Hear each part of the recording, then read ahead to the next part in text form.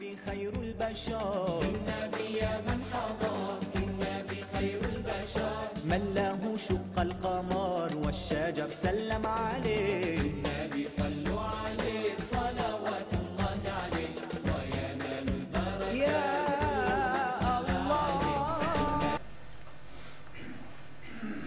حضار بسیار گرامی، در جمع اساتید و طلاب برای من طلبه جزئی صحبت کردن بسیار مشکل است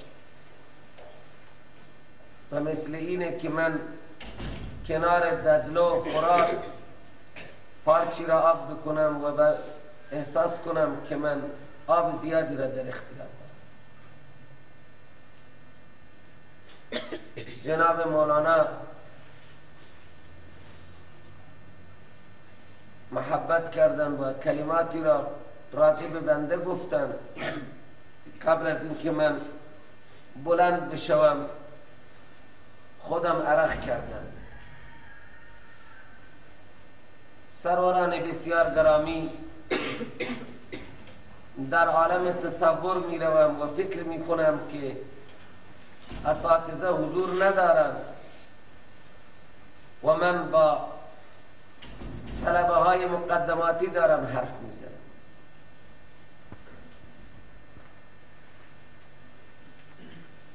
سروران بسیار گرامی،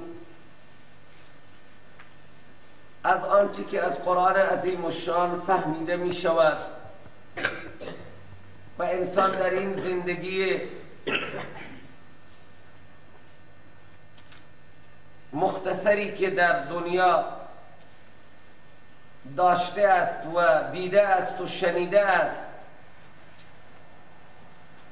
و طبق تعبیر قرآن عظیم الشان کل حزب بما لدیهم فرحون، همه انسانها طالب سعادت دنیا و آخرتند.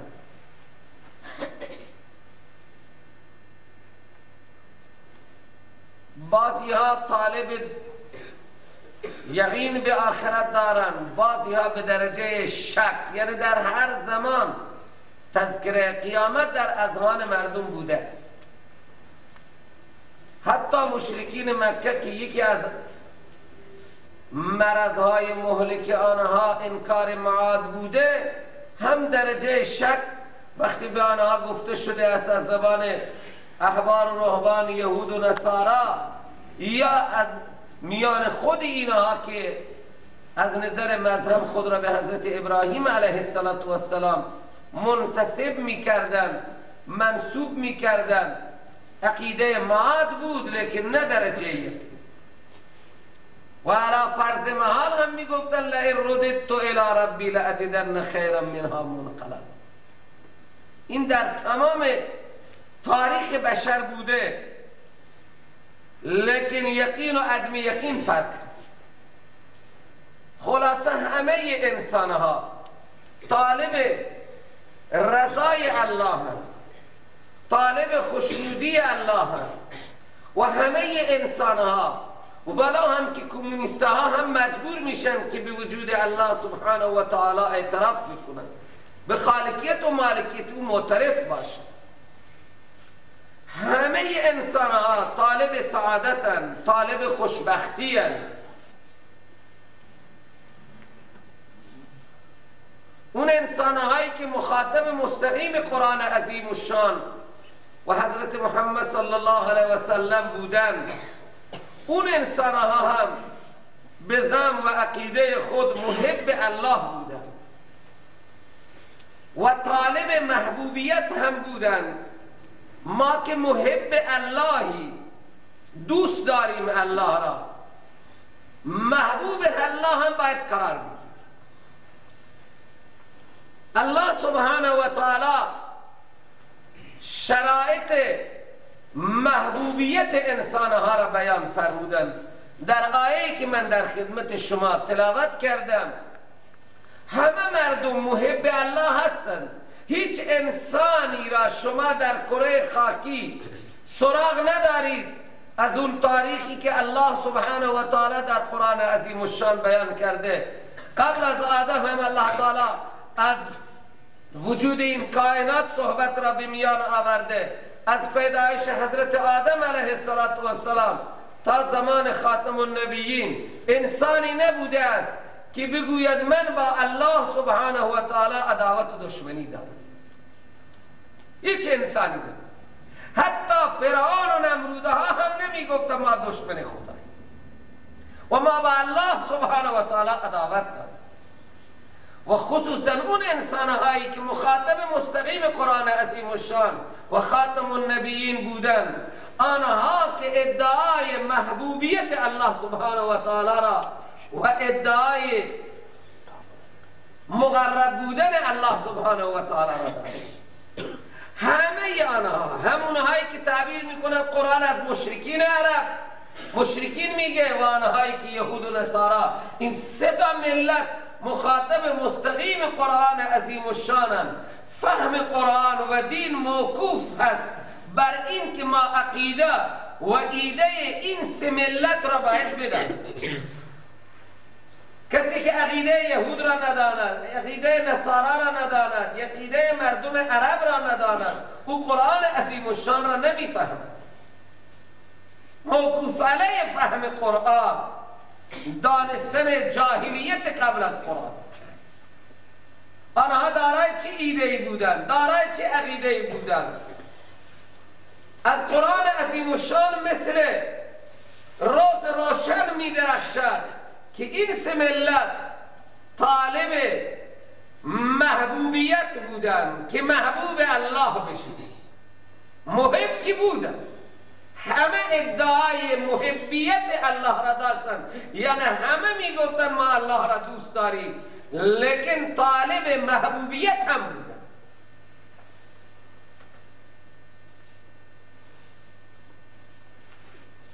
مشرکین مکه هم طالب محبوبیت الله بودن و طالب مقرب بودن الله که ما مقرب بارگاه الله بشیم.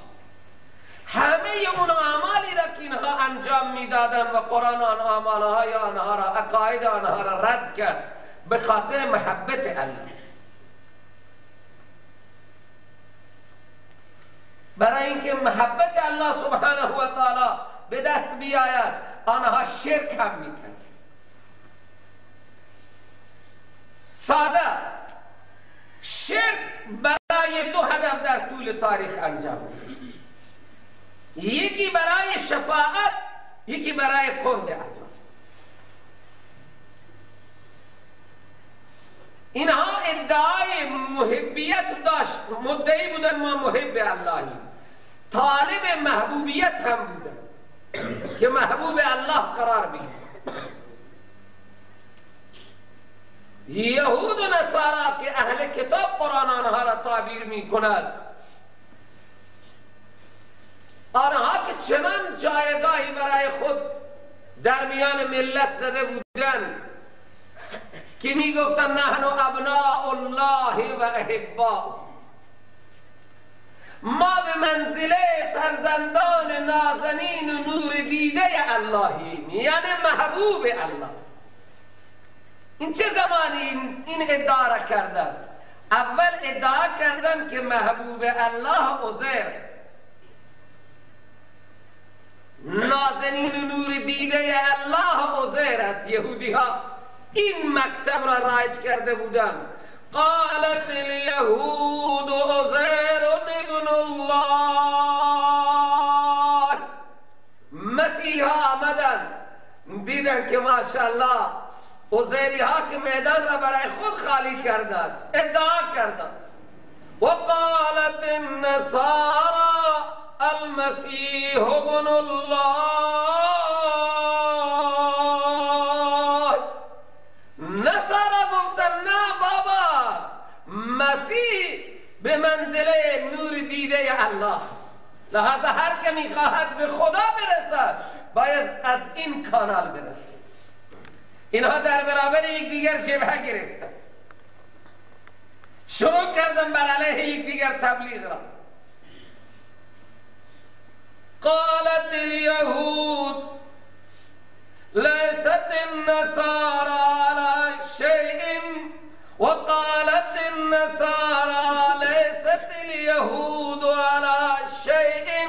وهم یتلون الکتاب،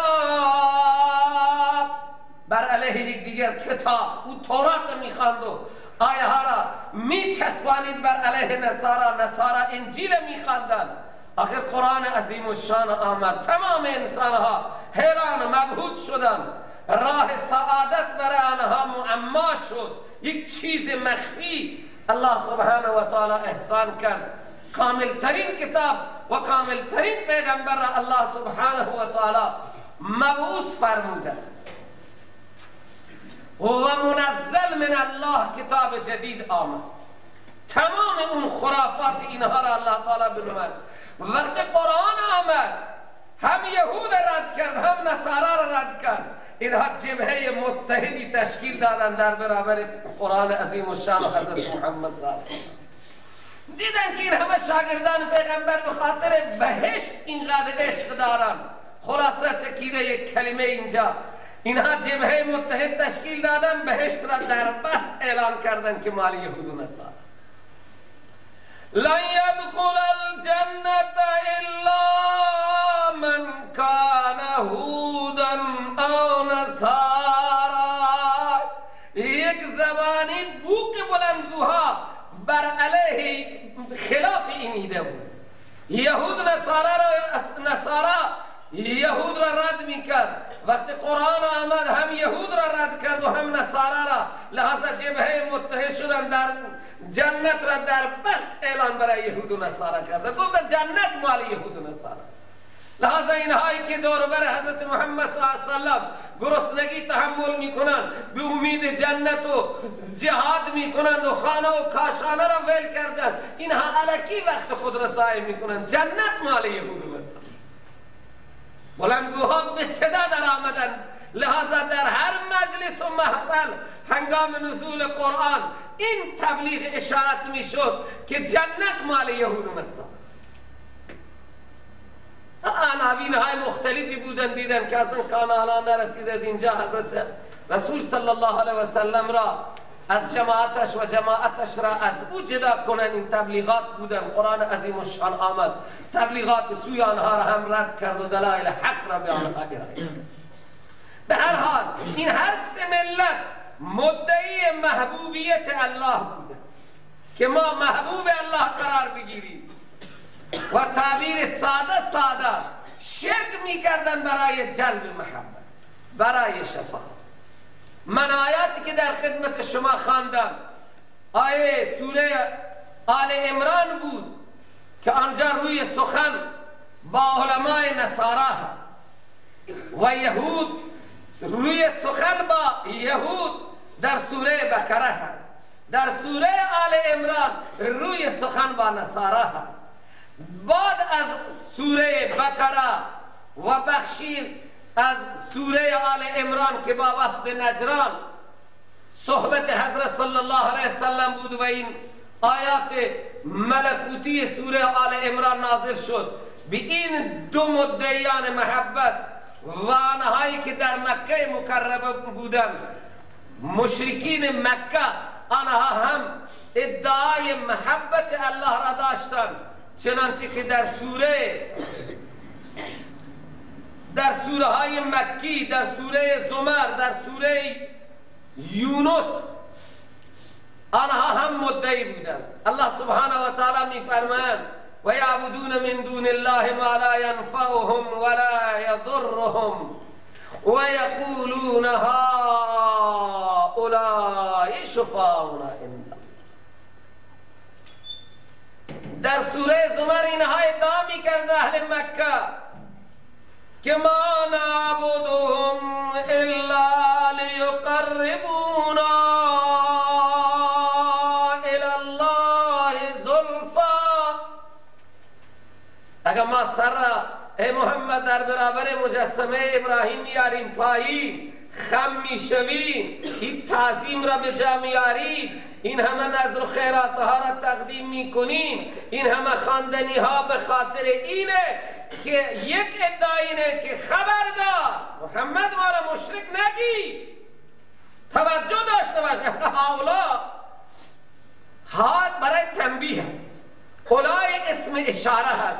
طلبه های هایی که من گفتم با طلبه های مقدماتی لحظه دیگه طلبه ها ببینید قرآن باید ما به مطابق قرآن ترجمه کنیم. هر جا خواندیم ها برای تنبیه، تنبیه یعنی بیدار کردن، آگاه کردن.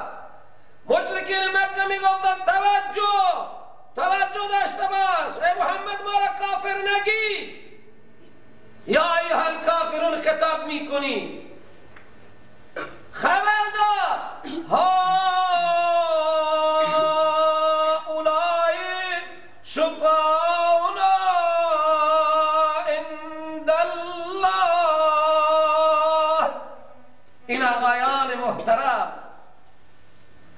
اینها شفاعت کنندگان ما عند الله.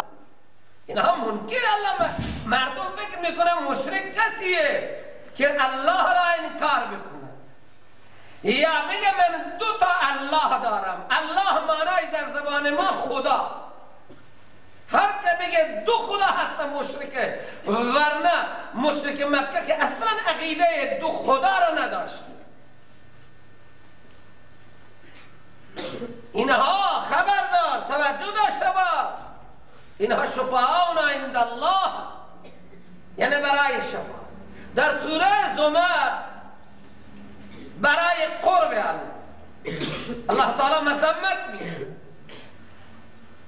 میگه والذین اتخذوا من دونه اولیاء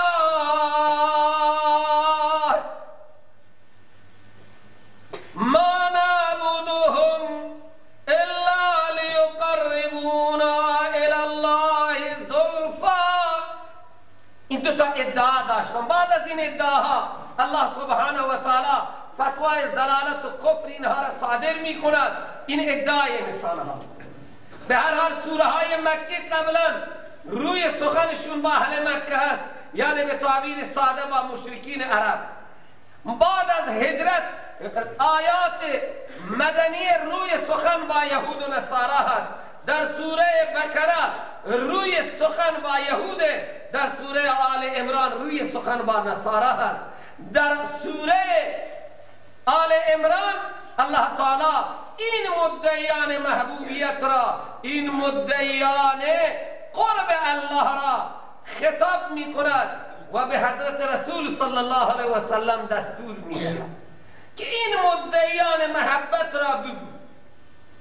امروز سخنرانی ببینید، سخنرانی های رسول الله صلی الله علیه وسلم، خطبه را شما میبینید الان خطبات بزرگان حالا به زبانه های مختلف دارن در دنیا تکثیر میشوند. خطبات جاجروی رحمه الله ماشاءالله فرزنده های برومندش حالا سخنرانی های حضرت دارن پخش میشن. خطبات حضرت مولانا عثمانی، محمد تقی عثمانی. حالا خطبه ها و سخنرانی های ایراد شده پیغمبر چی بود؟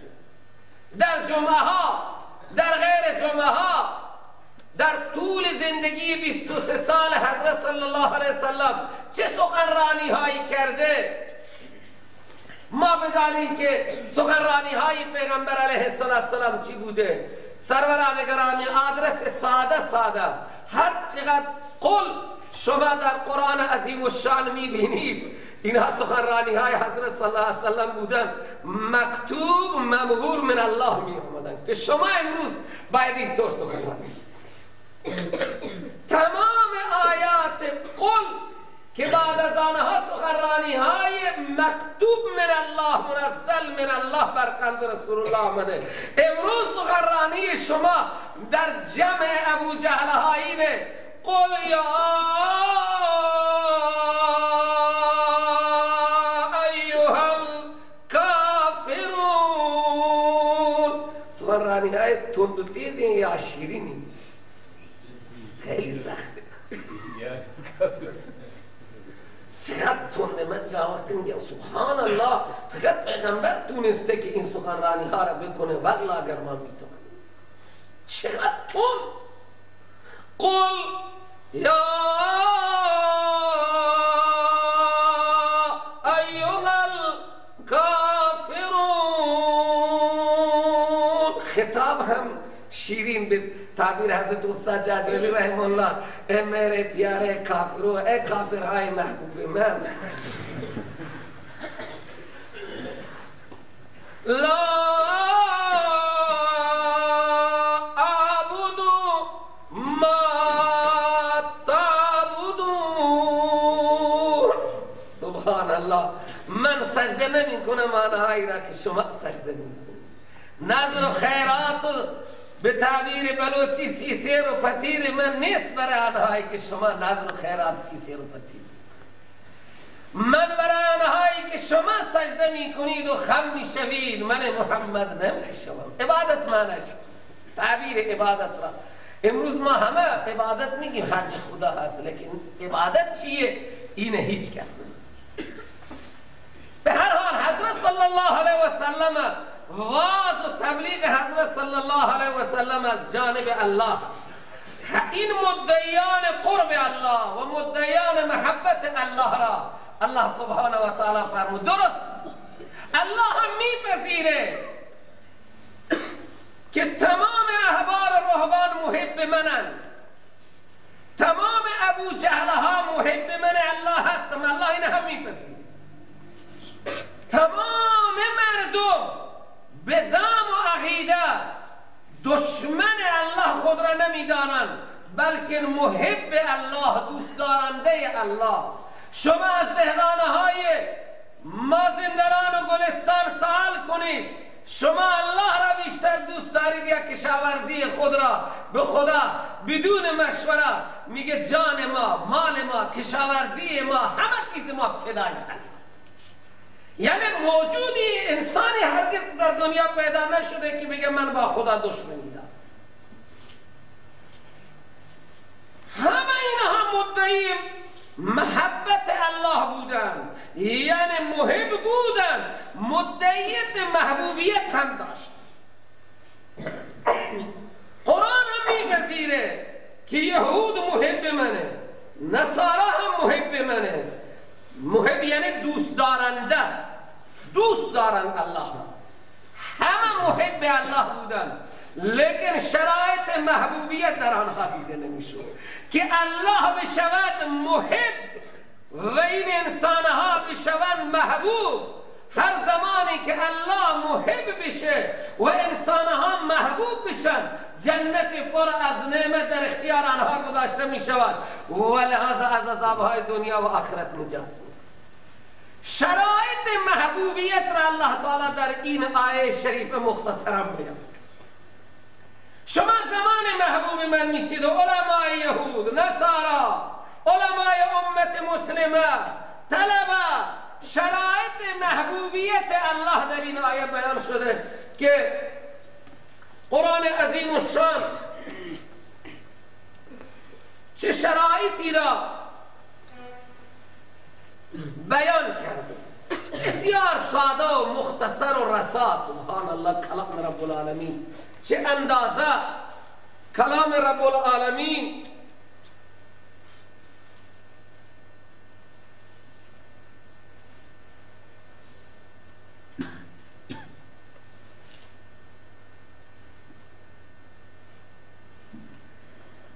ماشاءالله.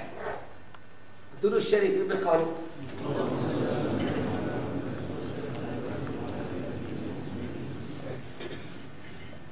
الله سبحانه و تعالی خطاب کرد و سخنرانی حضرت صلی الله علیه و سلم را بر قلب زیبا او نازل فرمود. قل ای پیغمبر من، ای محبوب من. حضرت صلی الله علیه و سلم محبوب الله هست، الله محبش. برای این بندگان من که محب منن شرایط محبوبیت آنها را بیان بفرما. قل ان کنتم تحبون الله. سبحان الله.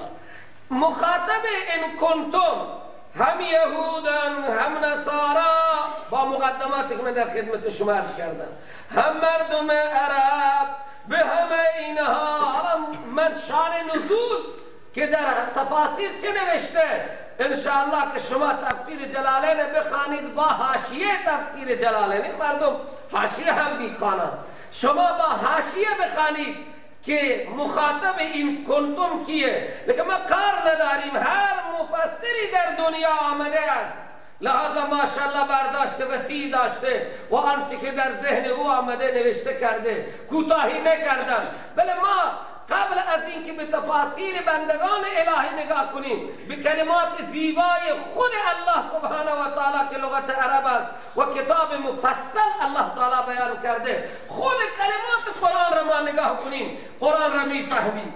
قرآن دارد قبول میکند، قرآن میپذیره که همه احبار و رهبان یهود و نصارا محب الله هستند، لیکن شرایط محبوبیت فراهم است. همه مردم عرب سقایت الحاد و امارت مسجد الحرام و بانیان مسجد الحرام، نه بانیان مسجد گالیکش، بانیان مسجد الحرام را الله تعالی خطاب می کند که بانیان مسجد الحرام و ساقیان حاجی ها و معتمرین، شما همه محب من هستی، لیکن شرایط محبوبیت را برای و ساقیان حاجی ها و معتمرین، شما همه محب من هستی، لیکن شرایط محبوبیت را برای خود. شرایط محبوبیت شما خیلی مختصر و کوتاه. ان کنتم تحبون الله، طلبه ها میدانند کانه بر سر مضارع بر دوام و استمرار دلالت دارد. مستمرا اینها طالب محبت الله بودند، محب الله بودند. هیچ نه. بگو پیغمبر اگر واقعا محب الله، یحببکم الله، این جایزه اولش. خب گناه کردی، خطا، جایزه دوم شما. یغفر لکم ذنوبکم، این جایزه دوم. دو جایزه در اتباع من محمد صلی الله علیه وسلم. سروران گرامی، حضرت ریش داشتن، ما باید ریش داشته باشیم، این هم اتباع است. بلکه از سیاق و سباق آیات اتباع در چه چیز باید حضرت صلی الله علیه وسلم را بگیم؟ امامه حضرت داشتن، ما هم باید امامه داشته باشیم. ابای بزرگی داشتن، کبای بزرگی داشتن، اینها همهشون به جای خود نور دیدن. مسواک حضرت صلی الله علیه وسلم و همه انبیاء علیهم السلام استعمال میکردن. لیکن از سیاق و سباق آیات ملکوتی رب سبحانه و تعالی اتباع در چه چیز حضرت صلی الله علیه وسلم را بکنیم؟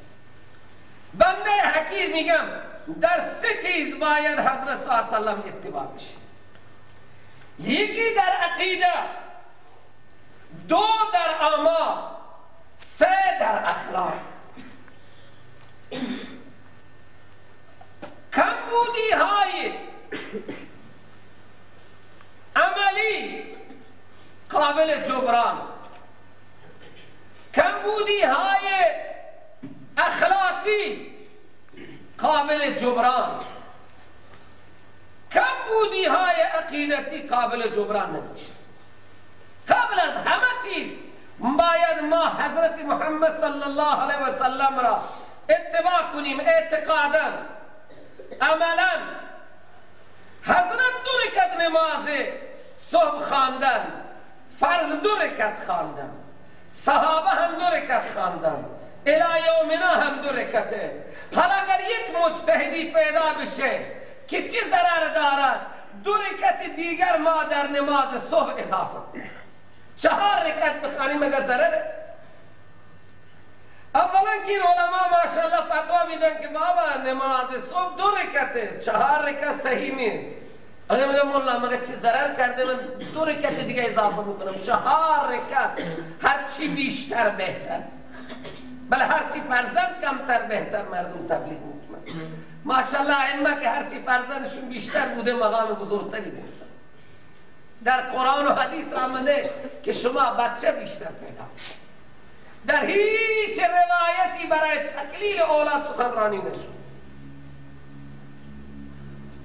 به هر حال کار نداریم، دور نریم از مبحث.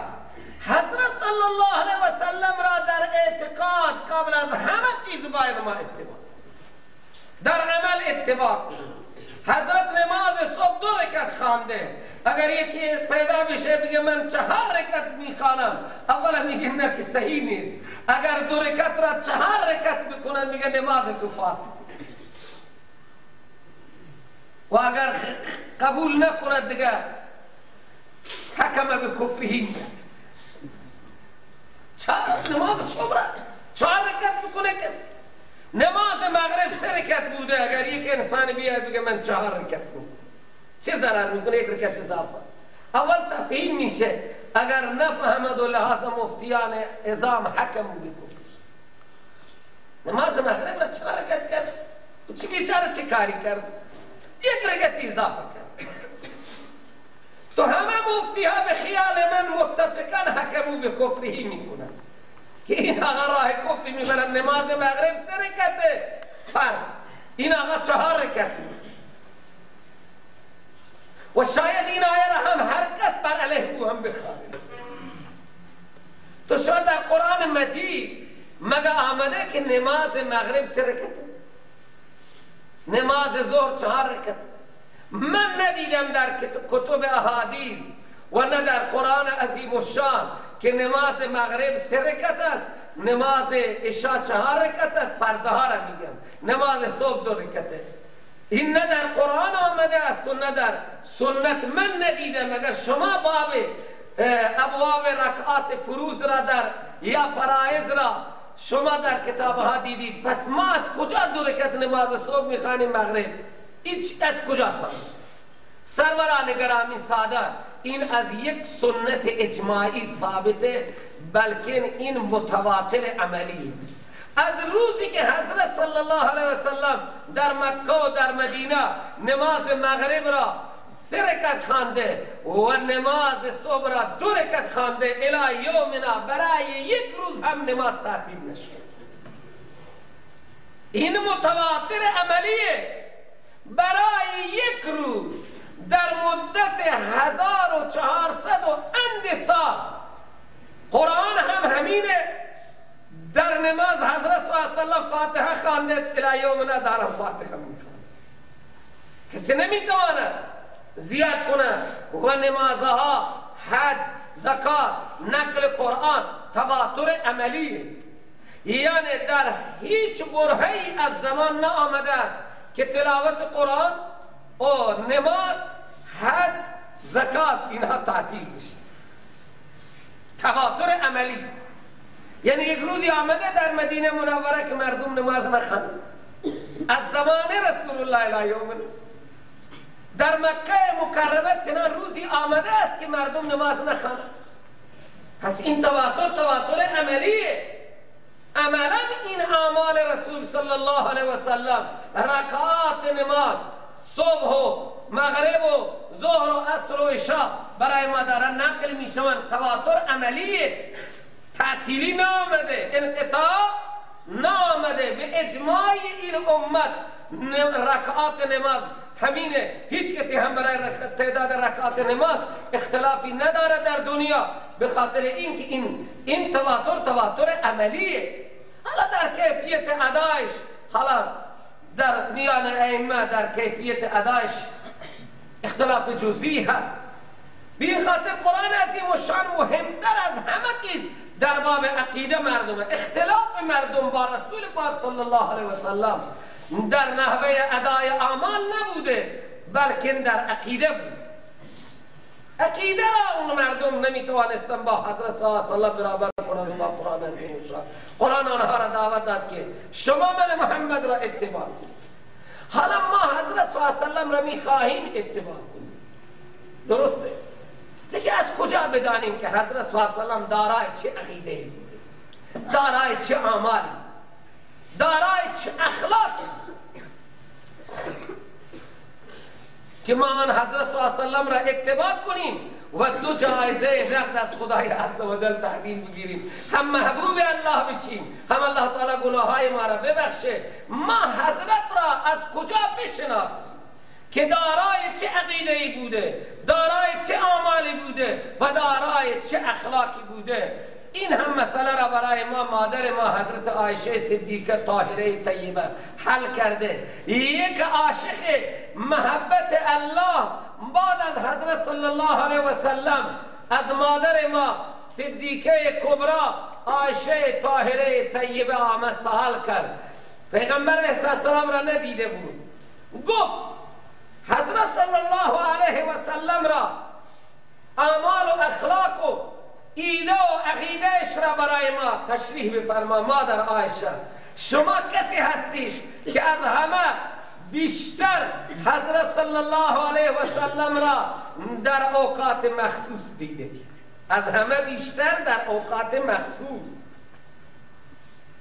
چرا؟ یک مادر دیگر حق خود را به مادر عایشه داده بود. 2 نوبت به حضرت عایشه رضی الله تعالی عنها می رسید و لحاظا محبوبه رسول الله بود، لحاظا حضرت صلی الله علیه وسلم بیشتر انبساط پیدا می کرد. با مادر ما گاهی می فرمود یا همه کلمینی یا همه با ما حرف بزن. سبحان الله. این مادر ما، مادر مؤمنین، این سائل را چه جواب زیبایی داد. گفت قرآن خوانده ای؟ قرآن بلدی؟ برو قرآن را بخوان و فکر کن. سبحان الله. تاریخ البدایه و نهایه نبود که بگه بره تاریخ البدایه نهایه را بخوان، سیرت حضرت صلی الله علیه وسلم. سیرت ابن هشام نبود که برو سیرت ابن هشام را بخوان. ساده تر بگم بخاری و ترمذی و ابو داود و ابن ماجه نبود که گفت برو احادیث پیغمبر را بخوان، سیرت و عقیده حضرت محمد صلی الله علیه و سلم را دریافت بفرما. مادر ما به کامل ترین کتاب، محفوظ ترین کتاب تا قیامت آدرس داد. اگر میخواهی که حضرت محمد صلی الله علیه وسلم را بدانی که حضرت محمد دارای چه عقیده‌ای بوده، حضرت محمد دارای چه اخلاقی بوده، حضرت محمد صلی الله علیه وسلم دارای چه اعمالی بوده است، برو قرآن را بررسی کن. آنچه در قرآن میبینی حضرت محمد صلی الله علیه وسلم همون. چه آدرس کاملی، چه کتاب کاملی. سبحان الله که مادر عایشه را الله تعالی چقدر بصارت داده. ها ما برگردیم قرآن را بررسی. قرآن حضرت محمد صلی الله علیه و سلم را به خدا اهمتر از همه چیز سیرت حضرت محمد صلی الله علیه و سلم را، دین حضرت محمد صلی الله علیه و سلم را قرآن چنان تفسیر می کند که نیازی پیدا نمی شود انسان به دیگه سیرت نگارها بره. که من عرض کردم قلهای قرآن را بررسی کنی، سخنرانی ها و خطبه های رسول الله. در ضمن این سخنرانی ها الله تعالی ایده حضرت محمد صلی الله علیه و سلم را، عقیده حضرت محمد صلی الله علیه و سلم را، اخلاق حضرت محمد صلی الله علیه و سلم را قرآن چنان شفاف بدون هیچ ناقصی بیان می‌فرماید. قرآن را بررس. حالا سوره یونس روی سخن با مردم مکه هست. در آیه 18 ادعای شفاعت دارم، با حضرت درگیرم. حضرت می‌فرمایند یک الله را بخوانید، دعوت داده عبادت کنید جانی مالی الله را.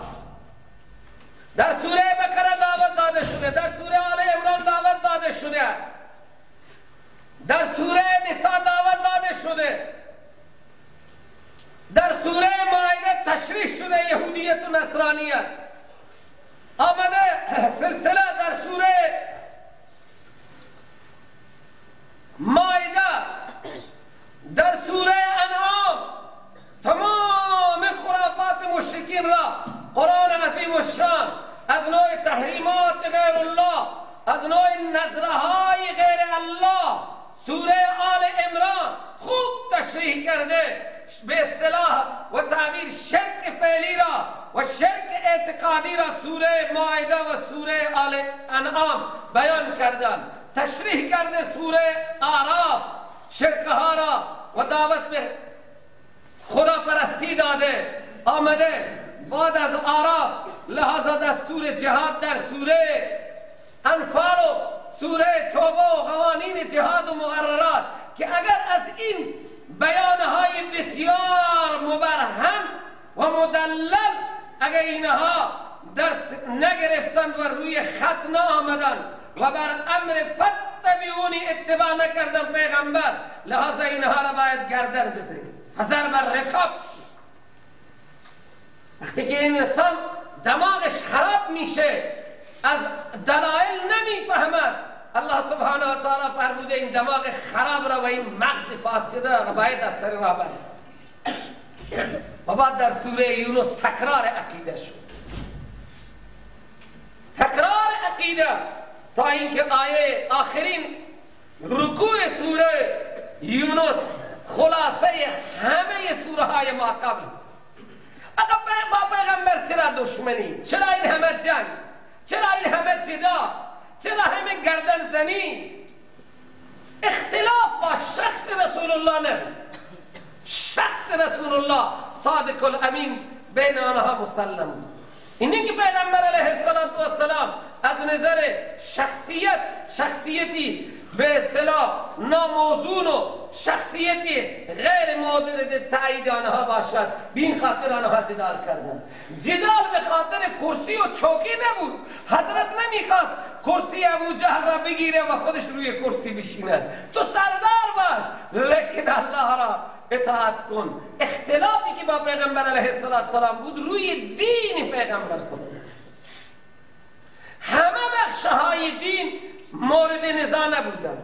سجده الله با پیغمبر اختلاف نداشتن، همه حاضر بود الله را سجده بکنن، یعنی تعبیر ساده نماز بخوانند. با پیغمبر علیه السلام نزاعی نداشتن درباره عبادت الله. همه در عبادت الله با پیغمبر متفق بودند، لیکن اختلاف فقط در این بود که حضرت می‌فرمود عبادت‌ها را با تمام انواع و اقسام به خدا اختصاص بدید. اختلاف از اینجا شروع شده، ورنه خالقیت خدا، مالکیت خدا، رازقیت خدا، رؤوفیت خدا، رحمانیت و رحیمیت خدا از مسلمات بین حضرت صلی الله علیه وسلم و مردم مکه بود. اختلاف روی دینی بود که حضرت صلی الله علیه وسلم آنها را تعلیم میداد و آن دین چی بود؟ عبادت به خدای لایزال با تمام اقسام خودش اختصاص داد. اینها را به الله اختصاص بدهید. خاصت الشیء ما یوجد فیه ولا یوجد فی غیره. بین خاطر قرآن آمد. سبحان الله. حضرت محمد صلی الله علیه وسلم را عرض کردم در آخر سوره انعام الله تعالی هم حضرت محمد صلی الله علیه وسلم را معرفی کرد. آنجا فرمود قل، سخنرانی شما امروزی، ان صلاتی و نسکی و محیای و مماتی لله.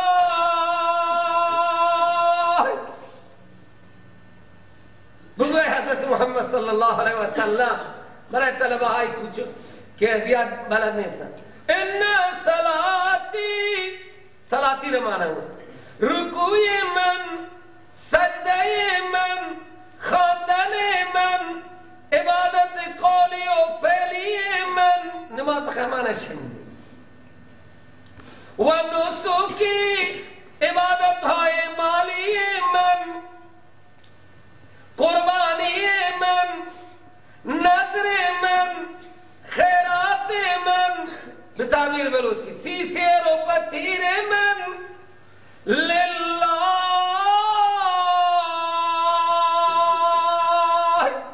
سبحان الله.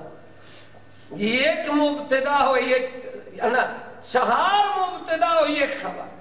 ان صلاتی و نسکی و محیای و مماتی لله. لام لله همرا اختصاصه، به الله اختصاص دارم. خاصة الشيء ما يوجد فيه ولا يوجد في غيره. همه عبادت های قولی فعلی من محمد لله. همه عبادت های مالی من از قربانی گرفته، از نذر و خیرات، سیسیر و پتیر، مشرک مکه بدبخت چی جور میکرد؟ حالا مازندرانی ها معلوم نیست که اول سهم الله را میکشند از این مزرعه های سرشار یا سهم غیر الله را میکشند. مشرک مکه اینقدر خدا پرست بود، اول سهم خدا را میکشید. و جعلوا لله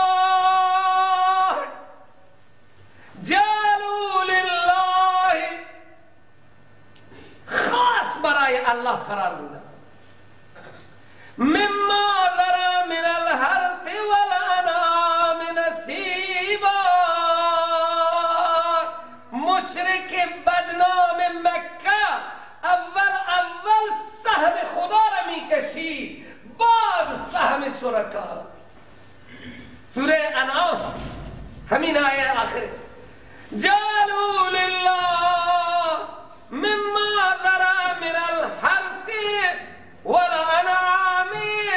از این محصولات زمینه های خود، از محصولات دامه های خود اول سهم خدا را میکشید که خدا قدیم میں بلوچنگا خدا مال خدا گوشتی جتا کن. اول مال خدا جتا کنه شکر مکنه، الله مالا را جتاش. جعلوا لله مما ذرا من الحرث والانعام نصیبا فقالوا هذا لله. و مشرک مکه خدا را انکار میکنه. خدای نظر منکره، خدای نظر منکره. هذا لله و هذا لشرکائنا. یہ ہم اللہ دوستان، یہ ہم اللہ دوستان، یہ اللہ ہے، یہ اللہ ہے. اول اللہ ہے ہماری شکست. اللہ تعالی ان کا انصاف داری حقیقت اللہ شی که یشان اول می سهما کشن، ولی من شریک نداریشم پچی پرادگران سهما کشن. این به خدا اختصاص دارد، این برای دوستان خدا. فما کان لله فهو یصل الی شرکا.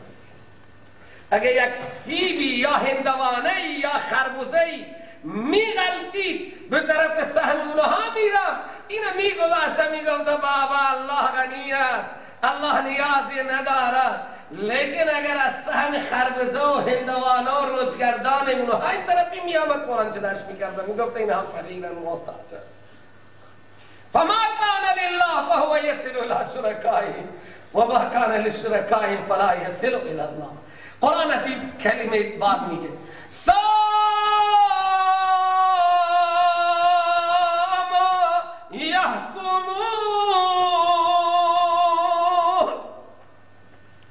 اللہ تعالیٰ میگه زراعت ها را من تنها میدم، دام ها مال من تنها. سبحان الله. هو الذی یریکم آیاته و ینزل لکم من السماء رزقا. اما زندرانی ها اگر اللہ تعالیٰ این باران را از آسمان نمی فرستاد، این زمینه که چتر سبز را بر رویش کشیده این از کجا می آمد؟ این محصولات سرشار از اون مشهد تا اینجا یک قطعه زمین خالی دیده نمیشه، همه مزرعه و سبز و شاداب به نظر می آید. سبز الله تعالی رزق شما را از آسمان می فرسته. نه تنها شما را، بلوچستانی ها را همه اینجا الله تعالی می در و آخر کبیر، بلکه در تمام دنیا صادر میکنی شما محصولات زمین را، محصولات دامه ها را، از شیر و کرا و ماست و مربا. الله سبحانه و تعالی میگه سا ما یحکم ظالم ها در دادن من تنها. همه مشرکین مکه میپذیرفتند که محصول را و باران را فقط الله میدهد، دیگه کسی نیست. از مسلمات مشرک مکه بود. الله تعالی مشرکین مکه را گفت مشرک مکه انصاف کن، باران را من تنها میدهم، محصولات زمین را من تنها برآورد میکنم برای شما و محصولات دامی ایجاد من الله هستند. چرا با من خدا دیگران را همراه میکنی؟ موقع سهم کشی من همراه دارم، در دادن خود شما قبول داری. من یرزقکم من السماء والارض.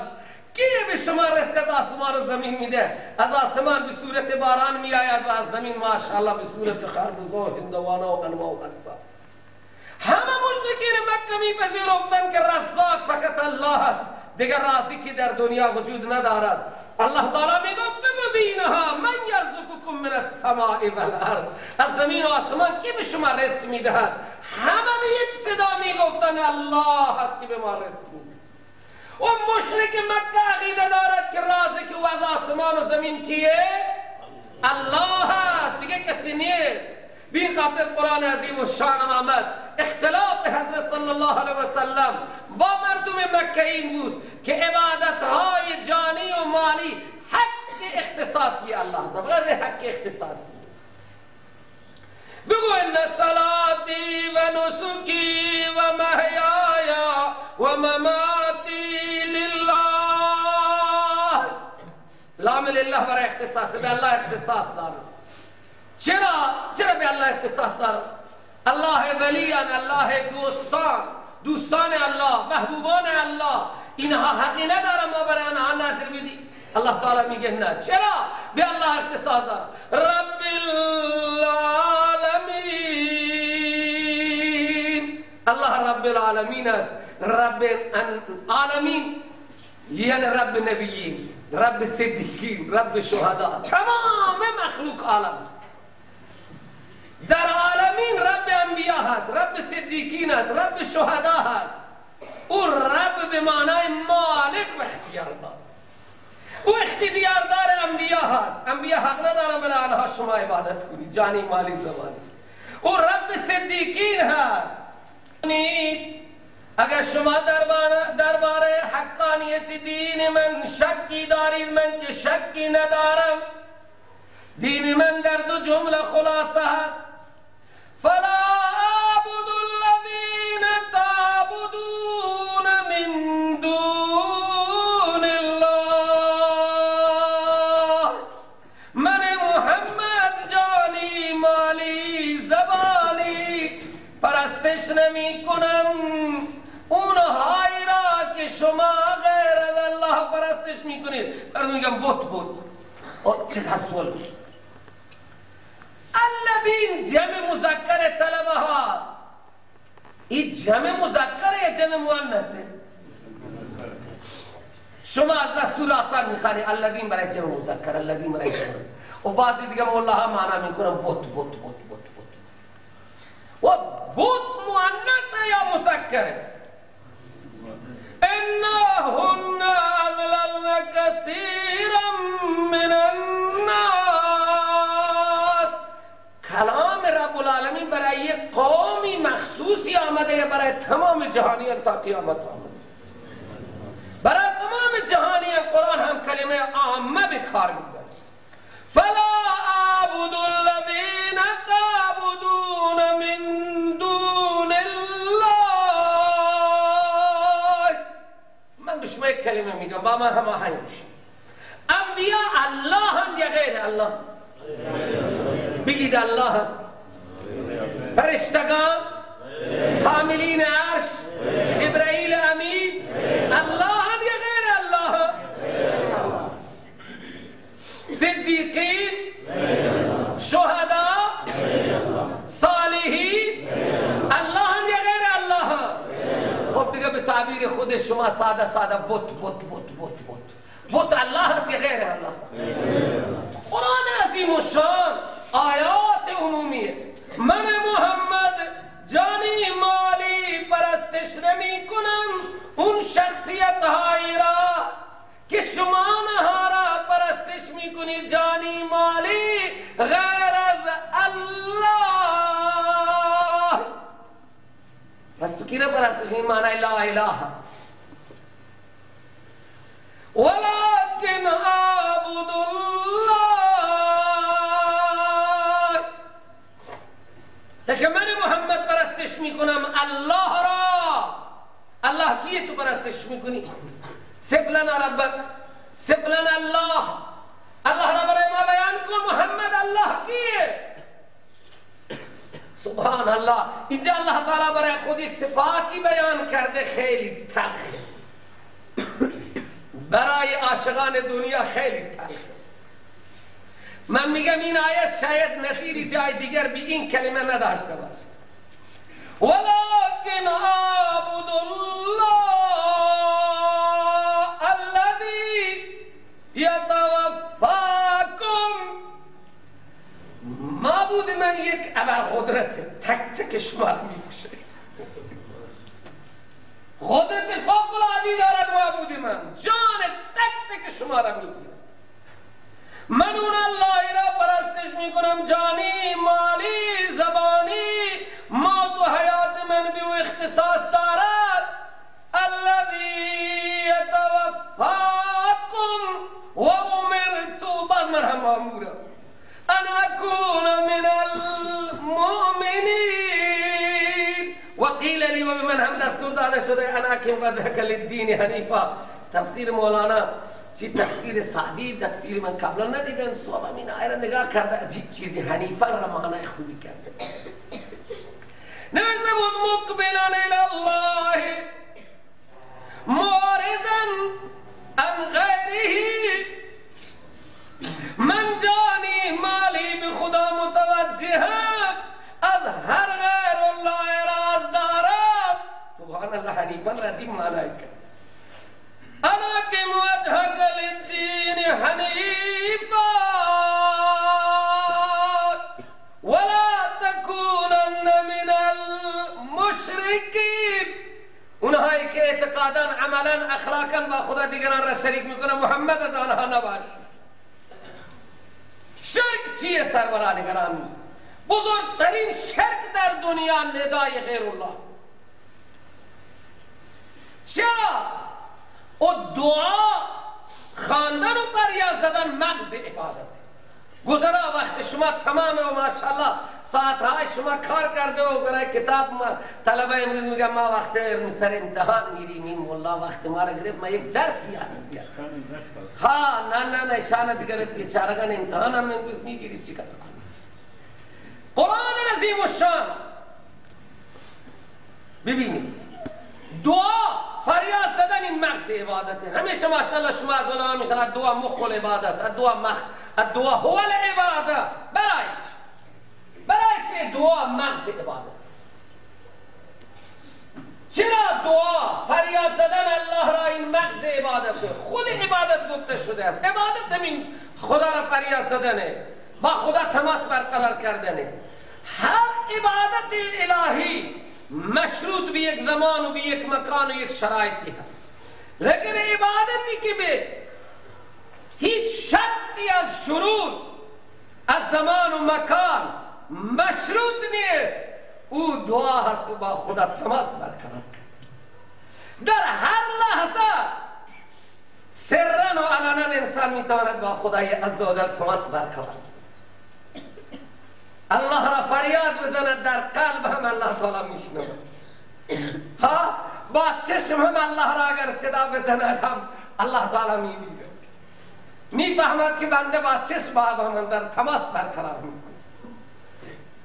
ها دعا، الله را فریاد زدن و حاجت خود را از خدا خواستن، هر نوع حاجتی باشد، تماس بر خدا برقرار کردن، به هیچ شرطی از شروط زمان و مکان مشروط نیست. در هر لحظه، در هر موقعیت انسان میتواند این عبادت را انجام بدهد. لحظه ای که این انسان نمیتواند سجده کنه میتواند این عبادت را انجام بدهد. لحظه ای که انسان نمیتواند رکوع کند این عبادت را، رکوع و سجده را انجام بده، این عبادت را میتونه انجام بده. لحظه ای که انسان طهارت ندارد، بسیاری از عبادت ها را نمیتونه انجام بده، نماز نمیتونه بخوانه، قرآن نمیتواند دست بزنه یا بخوانه، لیکن این دعا را الله تعالی به هیچ شرطی از شروط زمان و مکان موقت نکرده، مشروط نکرده. این عبادت به این خاطر مغز عبادت ها هست و خود عبادت است که انسان در هر حالت با خدا میتواند تماس برقرار کنه، با خدا میتواند فریاد و زاری داشته باشد. به این خاطر حضرت صلی الله علیه و سلم را وقتی که الله تعالی دستور داد که منو بخواد، در سوره های حامی مومن، در سوره های دیگه قرآن عظیم و شان وقتی دستور آمد فدعوا الله مخلصین له الدین، به خدا قسم مغز قرآن حوامیم سبا، لیکن در مقدمه آنها و در اولین حامی مومن الله نه نماز میخواهد از انسان، نه روزه و نه حج و نه زکات و نه تلاوت، فقط میگه منو بخوانید. آنچه که خدا میخواهد همینه. اینجا دستور داد فدعوا الله مخلصین له الدین ولو کره الکافرون. فتوای کفرم صادر کرد. دیگه طلبه ها خودشان میدانه، اونا که کوچک انشالله بزرگ میشن میدانه. در آیه 60 فرمود قال ربکم ادعونی استجب لكم ان الذين يستكبرون عن عبادتي سيدخلون جهنم داخرین. جهان فتوای کفر، ثمره ندای غیر الله را الله تعالی اینجا بیان کرد که ثمره ندای غیر الله ذلت و خواری و دخول جهنم است. در آیه 65 فدعوه مخلصین له الدین، تکرار. در آیه در سوره احقاف که هفتمی حامیمه فتوای زلالت صراحتا صادر میکنه برای آنهایی که غیر خدا را میخوانند، هر که باشه.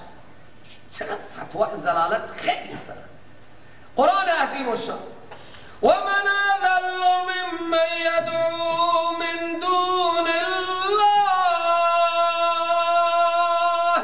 من لا یستجیب له الى یوم القیامه و هم عن دعائهم غافلون و اذا حشر الناس كانوا لهم اعداء و كانوا بعبادتهم کافرین. ترجمه وقتش نمانده، فقط شعر عطار که تفسیر این آیه هستم میخوانم.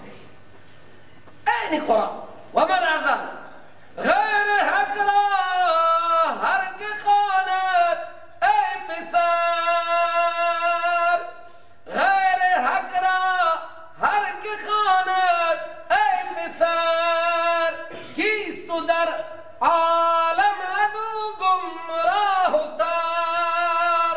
من میگم یا عطار میگه، عطار نیشابوری میگه. برید در نیشابور مرکزش نگاه کنید، این هم در پندنامهش گفته از خدا خواه هر چه خواهی ای پسر. باید عرفا بوده، اینها خدا را شناخت. از خدا خواه هر چه خواهی ای پسر، نیست و در دست خلائق خیر و شر. ما یفتح الله للناس فلا ممسک له و ما یمسک فلا مرسل. از خدا خواه هر چه خواهی ای پسر، نیست و در دست خلائق خیر و شر. خیر و شر در دست گوش و دل و شعر نیست. از خدا خواه هر چه خواهی ای پسر، نیست و در دست خلائق. و من اضل ممن یدعو من دون الله من لا یستجیب له الی یوم القیامة و هم عن دعائهم. در بلا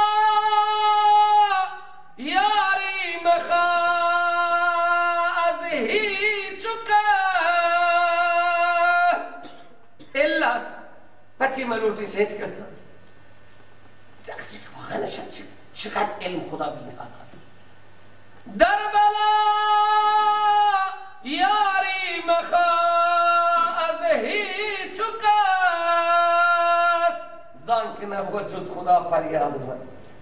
زان که نبود جز خدا فریاد است. دیگه فریاد رسی نیست، دیگه دادرسی نیست، دیگه مشکل گشایی نیست. به این خاطر خدای عزوجل در اینجا به حضرت محمد صلی الله علیه و سلم خطاب میکند فلا تدعو من دونه ما لا ينفعك. من دونه یا من دون الله؟ من دون الله. فلا تدعو من دون الله ما لا ينفعك ولا يضرك. ای محمد صلی صلی الله علیه وسلم نخوانی غیر از الله اونهایی را که برای نفعی و ضرری ندارد. در صورت بخوانی بهت فایده ای نمیدن، نخوانی بهت ضرری هم نمیدن. یعنی همه مشرکین مکه عقیده دارن که نافع و ضار فقط الله. اما کسی خان غیر خدا را چه ضرر کرده؟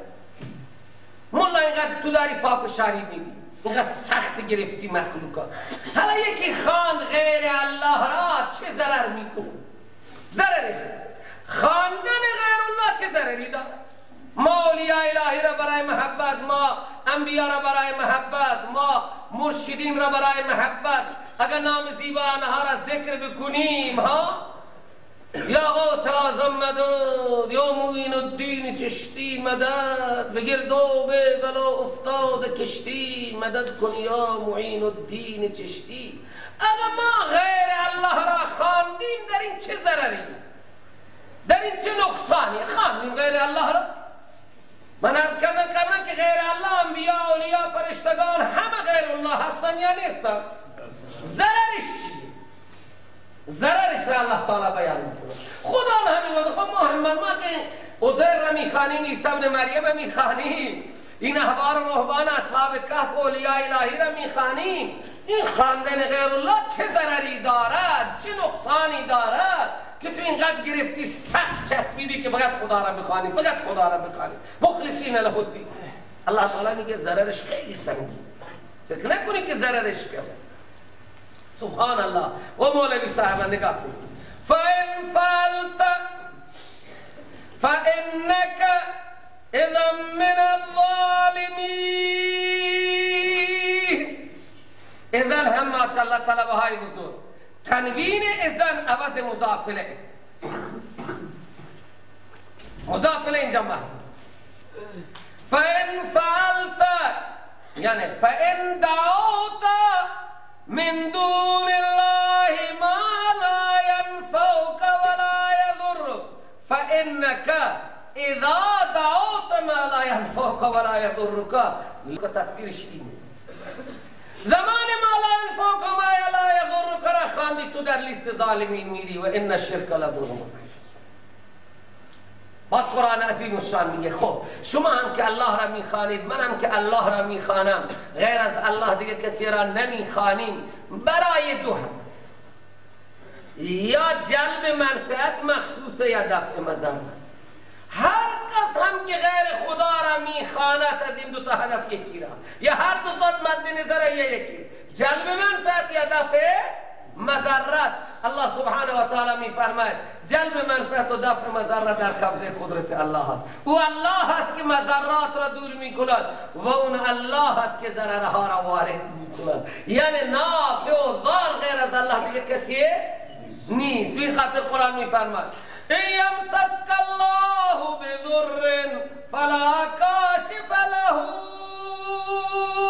الا هو و ان یردک بخیر فلا راد لفضله یصیب به من یشاء منه. فضلها را هم الله تعالی میده، حکومت، ریاست، اقتدار، عزت، چوکی، صندلی. خدا امروز صندلی را به من داد.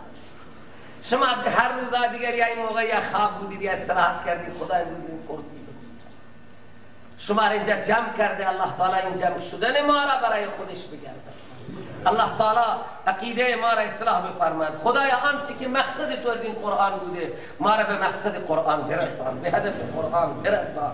خدای عزوجل توفیق نشر دینت را به برای ما میسر بگردان، آسان بگردان که امروز نشر دین تو بسیار مشکل شده. سبحان الله. انسان میخواهد مثل انبیاء علیهم السلام حرفی بزند، میبیند که در جلوش بلاهای سر، چه خارهایی هست، چه مشکلاتی، اون مشکلاتی که انبیاء علیهم السلام تحمل کردند. الله تعالی ما را با قرآن خودش آگاهی بدهد. از اینجا نامه بوده که سحر است و جادو است و نمیدانم چیه دیگه، این حرفها ماندن برای انشاءالله خطبه اینجا. کاهنین رفتن مردم پیش آنها، حضرت صلی الله علیه وسلم فرمود کسی بره پیش جنی ها، کاهن کسی که اخبار از جن ها میگیره، و حرف آنها را تصدیق بکند. او کائنات اولا اگر یک راستی باشد 1000 تا دروغ هم نشون کنند. هر که پیش کاهن بره و او را تصدیق بکنه او کافر به قرآن عظیم شد. و اول عقیده کرده که کاهن میداند غیب، اسرار را میداند و این صفات الهیه. اونی که غیب میداند و اسرار را میداند و الله. کسی را خدا خبر کرد نکرد هیچ. لحاظا او اول عقیده میکند که آقا خبر داره ماشین را کی برده. اگر این کاهن خبر میداشت که ماشین و طلای خانوما را کی برده، مگر جنده سریم پرشتت کی بیبار ها صدها دروغ میگن. اینقدر این کاهنها دروغ میگن. هر که بره دروغ را تصدیق بکند و اعتقاد کنه که او میداند. حضرت صلی الله علیه وسلم فرمود کفر بما انزل الله. این منکر قرآن عظیم شان. قرآن میفرماید لله غیب السماوات والارض. غیبهای آسمان و زمین به خدا اختصاص دارد. قل لا یعلم من فی السماوات والارض الغیب الا الله. خود جنها، کاهن یعنی جنی، این جنها هم که غیب نمیدانست. سالهای سال زیر نوکری حضرت سلیمان علیه السلام بودن. وقتی حضرت سلیمان از دنیا رفت جنها متوجه نبودن. وقت نیست من توضیح بدم. نظر و نیازهای بلوچی و خرافات من در مورد این چیزها ماشاءالله اینجا دیگه شما خودتان میدانید. عالم به احوال دیارکم. لازم من یک شمه چیزی گفتم. الله تعالی از ما بپذیرد، قبول بفرماید و ما را مورد عنایت و بخشش خودش قرار بده. ما را توفیق بده که حضرت محمد صلی الله علیه و سلم را اتباع کنیم. سبحان ربك رب العزة عما يصفون وسلام على المرسلين والحمد لله رب العالمين. اللهم صل على سيدنا محمد النبي الأمي وآله وبارك وسلم عدد كل معلوم لك دائما أبدا. ربنا آتنا في الدنيا حسنة وفي الآخرة حسنة وقنا عذاب النار وأدخلنا الجنة مع الأبرار يا عزيز يا غفار يا رب العالمين. ربنا افرغ علينا صبرا وثبت أقدامنا وانصرنا على القوم الكافرين. ربنا لا تؤاخذنا إن نسينا أو أخطأنا. ربنا ولا تحمل علينا إصرا كما حملته على الذين من قبلنا. ربنا ولا تحملنا ما لا طاقة لنا به واعف عنا واغفر لنا وارحمنا أنت مولانا فانصرنا على القوم الكافرين.